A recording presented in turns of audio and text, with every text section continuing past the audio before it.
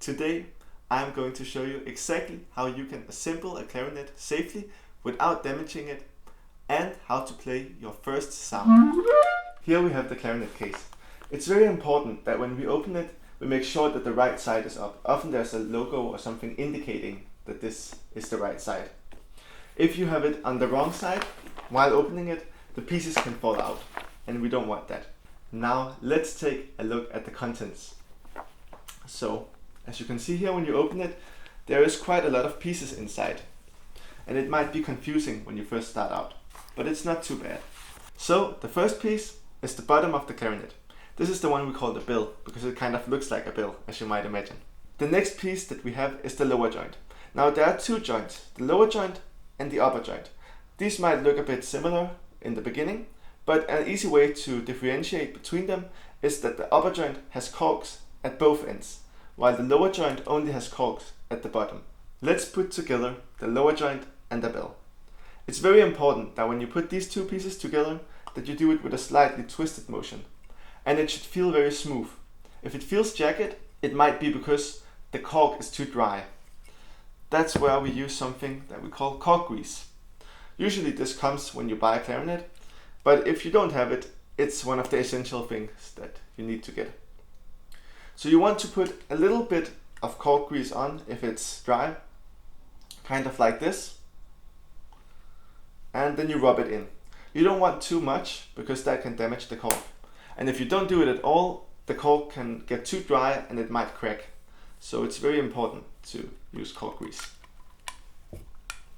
So now I applied the cork grease and it should easily fit together these two pieces. Nice. Now let's put together the lower joint and the upper joint. It is important to be very careful when doing this, or else the keys might intertwine. But when you know the right way to do it, it's not so hard. So what you want to do is you want to press down the rings on the upper joint and not press them down on the lower joint. And the reason for that is that you want these two pieces of metal called the bridge key to align, which is the ones that connect the lower and upper joint. The next piece is the barrel. Sometimes a clarinet comes with two barrels and they have different lengths, and that is so you have different kind of tunings that you can play with. But let's not worry about that for now. We just have to put this on, and there's a big end and a small end, and it's easy to see which one fits because one side is too small and the other one sticks on top. So now let's add the mouthpiece. You just put it on in a way where the flat part, the one with a hole here at the top, aligns with this key called the register key that sits on the back of the clarinet. And now we add the ligature. This is the thing that holds the reed in place, which is a thin piece of bamboo that vibrates against the mouthpiece to create the sound. So when putting on the ligature, you want to put it on so that the screw faces your right direction from where you are sitting and looking at the clarinet. So right now the screw faces my right. Now, last step is adding the reed. It is important that the reed is soaked or wet before we start playing. We can do this by putting it in our mouth to humidify it. You can also put it in a glass of water. I never done that personally because putting it into your mouth works pretty nicely. You want to hold it in there for like about half a minute.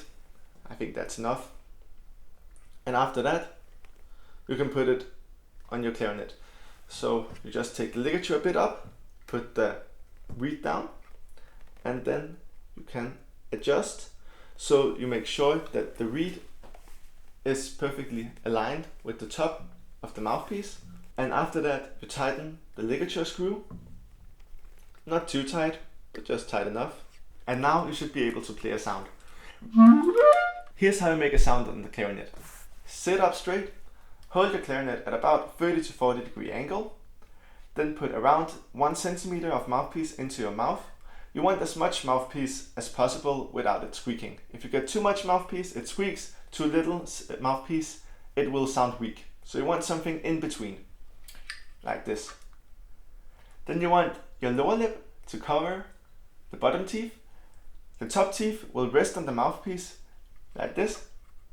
And then you'll just pull your lips down, like this. After that, you have to pull in the corners of your mouth like this.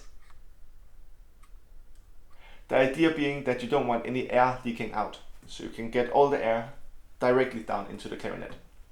When playing, you don't want your chin to be scrunched up like this. You want it to be flat, or kind of have a little bend at the end, like this. So not like this, but like this. When it comes to breathing, you need to breathe from the belly, from the diaphragm. You don't want to breathe from the chest. You don't want shallow breath. You need a lot of air.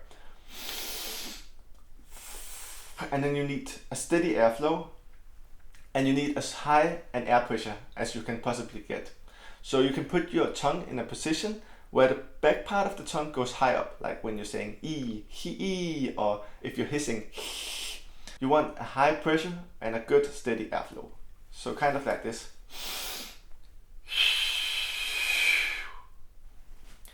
And then if you do that, nice air pressure, nice airflow, and a good embouchure, which is what we call this position with the mouth, where we take in the corners, then you'll get a sound like this. This is the tone that we call an open G. This is where we don't press any of the buttons.